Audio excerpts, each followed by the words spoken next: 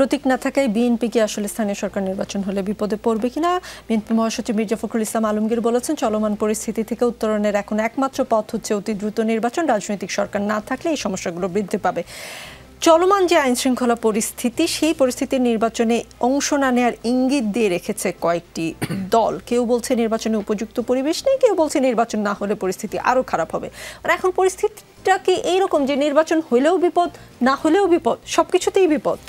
আসলে যারা নির্বাচন না হওয়ার জন্য নানান রকমের উপাদান খুঁজছে, তারা এটা দর কষাকষিতে নিজেদের বাজার দর বাড়ানোর একটা কৌশল ছাড়া আর কিছুই না।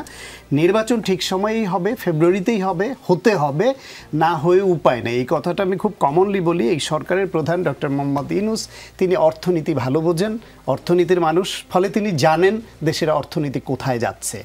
তিনি সামাজিক ব্যবসা করেন, ফলে সমাজটাও খানিকটা বোঝেন, ফলে জানেন সমাজের মানুষ কি চায়। এই দুইটা জিনিস তাকে কোনোভাবেই নির্বাচন না করার দিকে নিয়ে যাবে না, এবং নির্বাচন না করলে তার এই বয়সে যেই অপদস্থ হয়ে এখান থেকে বিদায় নেওয়ার আশঙ্কা তৈরি হবে, সেটি ওই বয়সে তিনি নেবেন, এটা আমি বিশ্বাস করি না। ফলে দেশের স্বার্থে, মানুষের স্বার্থে এবং তাদের নিজেদের স্বার্থে অবশ্যই যথাসময়ে নির্বাচন দিবেন।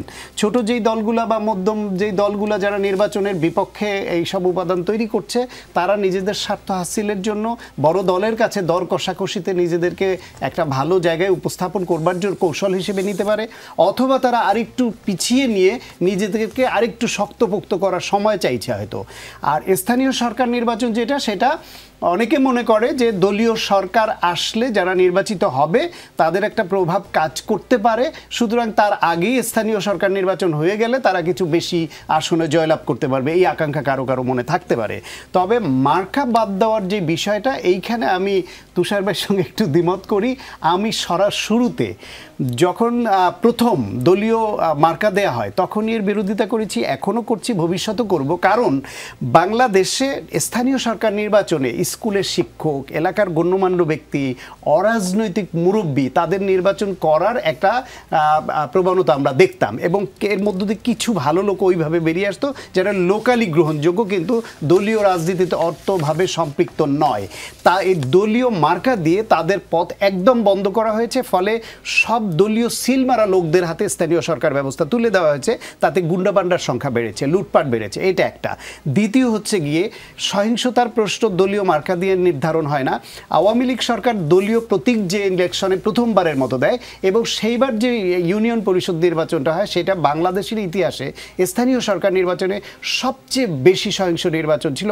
116 জন মানুষ মারা গিয়েছিল ওই নির্বাচনে এই প্রতীকের মাধ্যমে। সুতরাং প্রতীক না থাকাটা ভালো, কিন্তু ব্যয় যাতে কমানো যায় সেদিকে মনোযোগ দেওয়া, স্বচ্ছতা রাখা।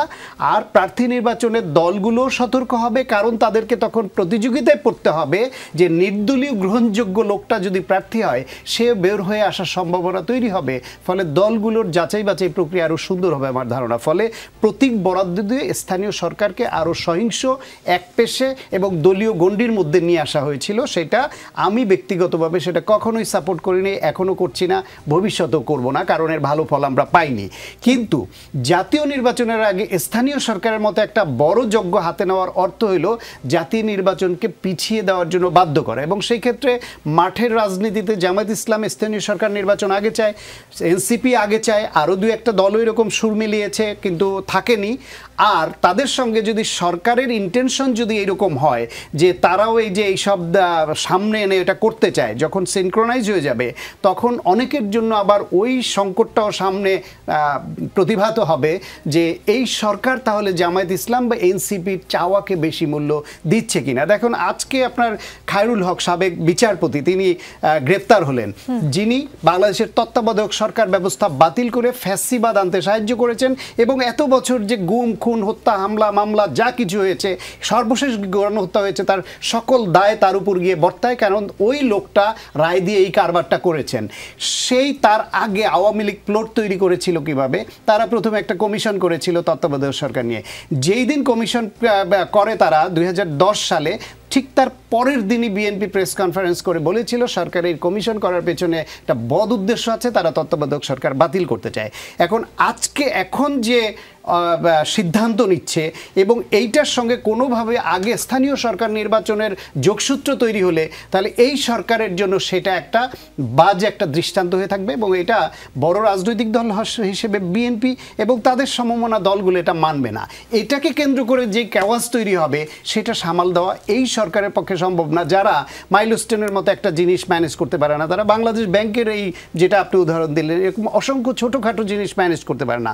ওনারা ফাইলও আর কি খুব ভালো, খুব পণ্ডিত লোক, আন্তর্জাতিকভাবে খ্যাতিমান, মানবাধিকারের কাজের ক্ষেত্রে ভালো, পরিবেশের জলবায়ুর ক্ষেত্রে কাজে ভালো, অর্থনীতি ম্যানেজমেন্টে কেউ কেউ ভালো করেছেন, কিন্তু রাজনীতি একটা ভিন্ন জিনিস। এইসব জিনিসের সঙ্গে রাজনীতির যে সমন্বয় দরকার সেই জিনিসের অভিজ্ঞতা ওনাদের নাই।